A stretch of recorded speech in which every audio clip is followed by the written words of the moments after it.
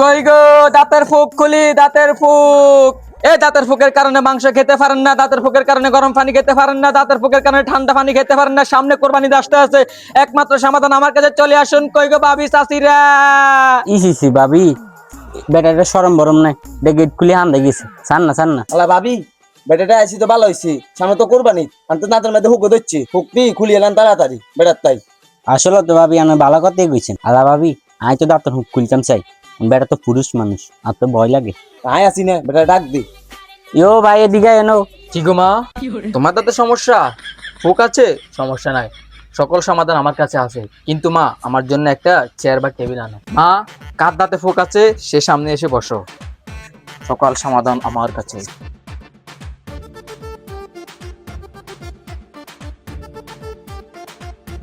কি গো মা, তোমার দাঁতে সমস্যা?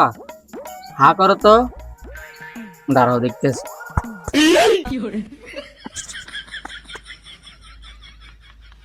কি গো ভাবি বেটাটা লুচ্ছে না, বেটাটা শরীর সব টিভি এলেছে। ভাবি বেটা তো ঠিকই করতে আছে, না বুঝি কি করে নাই, হুক খুলি এলাম তাড়াতাড়ি, নাহলে কষ্ট করে দেখতেন না। মা যখন তোমার দাঁত ব্যথা হয় তখন কি হয়? দাঁতের মাড়ি ক্যাস ক্যাস করে নাকি ফুক বের হয়ে যায়? কোনটা হয় আমাকে একটু বলো তো। ওস্তাদ জি আমার না দাঁতটা অনেক ব্যথা, আমি কিন্তু ঠান্ডা পানি খেলে দাঁতটা চিনচিন করে, একটু আইসক্রিমও খেতে পারি না, আর মাংস তো থাক দূরের কথা, আপনি একটু আমার দাঁতের পোকাগুলো একটু বের করে দেন। মা আমি দেখতে আছি।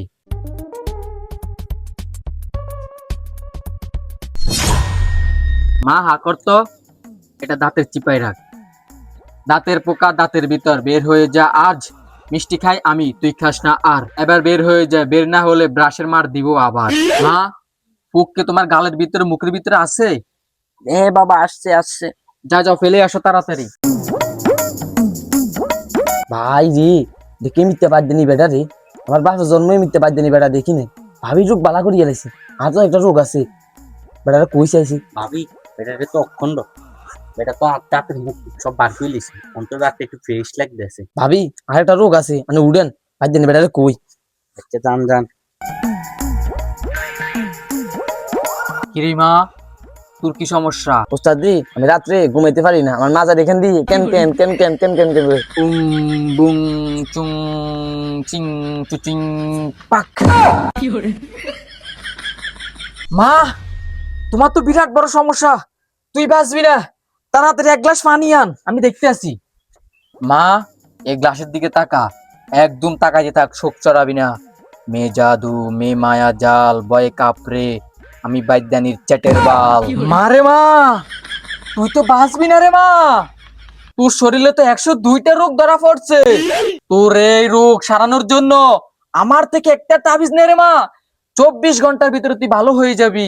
আমার থেকে নিলে তাবিজ, কোরবানিতে তোর জালে মাংস খেলে সবাই বলবে খবিস।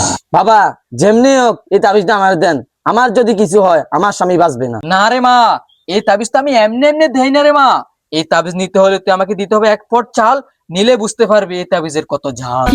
ওস্তাদ জি আপনি আমাকে তাবিজটা দেন, আমি আপনাকে চাউল দিতেছি, আমি বাঁচতে হবে। দাঁড়া মা আমি দিতে আসি। এই নে এই একটা তাবিজ, ঠিক আছে? এটা তোর কোমরে লাগাবি, আর এটা তোর খাটের বিছানায় রাখবি, আর এটা তোর বুক আছে না, বুকের নিচে রাখবি।